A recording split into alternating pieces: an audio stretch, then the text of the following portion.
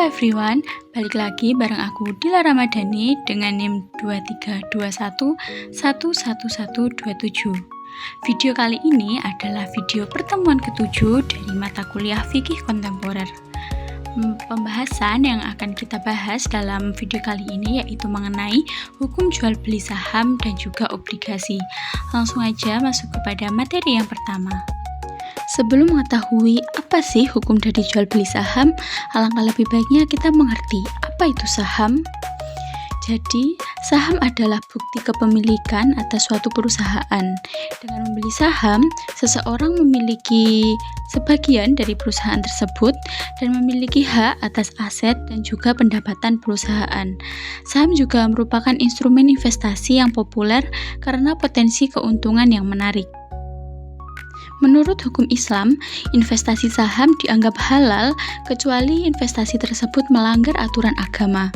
Ada sejumlah fatwa Dewan Syariah Nasional Majelis Ulama Indonesia atau DSN MUI yang memperbolehkan umat Islam untuk berinvestasi saham. Menurut fatwa MUI nomor 40, hukum jual beli saham diperbolehkan asalkan saham yang diperjualbelikan adalah saham perusahaan dagang atau manufaktur dan syarat-syaratnya benar-benar ada atau bukan rekayasa. Saham juga dapat dijual atau dijaminkan sepanjang memenuhi peraturan dan prinsip syariah yang berlaku di pasar modal Indonesia. Hal ini dapat dilihat melalui 3 elemen dasar, yakni perdagangan saham, penerbitan saham, dan pengelolaan perusahaan atau penerbit saham. Apabila ketiga unsur tersebut dilakukan sesuai dengan syariat, maka transaksi saham dianggap halal dan dapat dilakukan secara sah.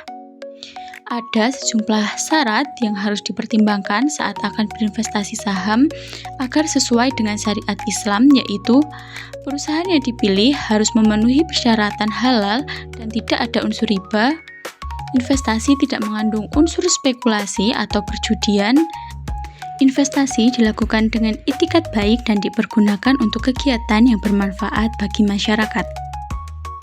Masuk kepada topik pembahasan yang kedua yaitu mengenai obligasi. Apa itu obligasi?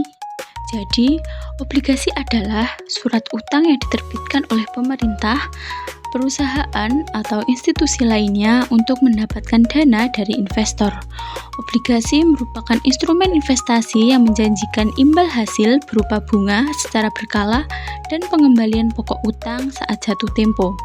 Menurut Fatwa Dewan Syariah Nasional nomor 32/DSN-MUI/9/2002, obligasi syariah adalah suatu surat berharga jangka panjang berdasarkan prinsip syariah yang dikeluarkan emiten kepada pemegang obligasi syariah yang mewajibkan emiten untuk membayar pendapatan kepada pemegang obligasi syariah berupa bagi hasil, margin, serta membayar kembali dana obligasi pada saat jatuh tempo.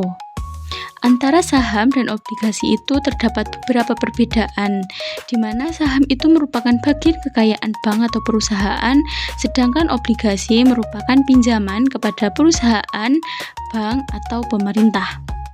Sebagai surat hutang, penerbit obligasi melibatkan perjanjian kontrak yang mengikat antara pihak penerbit dengan pihak pembeli pinjaman.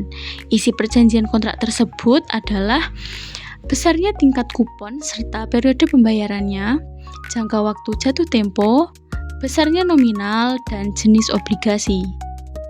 Berdasarkan Fatwa DSN nomor 32/DSN-MUI/9/2002 menetapkan obligasi itu boleh dengan ketentuan berupa ketentuan umum. Yang pertama, obligasi yang tidak dibenarkan menurut syariat yaitu obligasi yang bersifat hutang dengan kewajiban membayar berdasarkan bunga obligasi yang dibenarkan menurut syariah, yaitu obligasi yang berdasarkan prinsip-prinsip syariah. Obligasi syariah adalah suatu surat berharga jangka panjang berdasarkan prinsip syariah yang dikeluarkan emiten kepada pemegang obligasi syariah yang mewajibkan emiten untuk membayar pendapatan kepada pemegang obligasi syariah berupa bagi hasil, margin, serta membayar kembali dana obligasi pada saat jatuh tempo.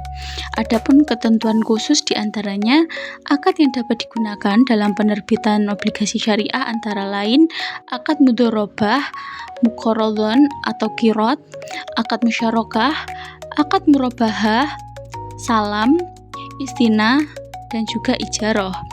Jenis usaha yang dilakukan emiten tidak boleh bertentangan dengan syariah dengan memperhatikan substansi Fatwa DSN MUI nomor 20/DSN/MLM 57/2001 tentang pedoman investasi untuk reksadana syariah. Pendapatan hasil investasi yang dibagikan emiten kepada pemegang obligasi syariah atau mudharabah harus bersih dari unsur non-halal. Jadi, jual beli saham dan obligasi itu diperbolehkan oleh syariat selagi transaksi yang dilakukan sesuai dengan ketentuan-ketentuan syariat. Oke, mungkin cukup itu yang dapat aku sampaikan. Apabila terdapat salah kata maupun ucapan, aku mohon maaf yang sebesar-besarnya. Terima kasih atas perhatian kalian. Jangan lupa like, comment, and subscribe. See you the next video and bye-bye.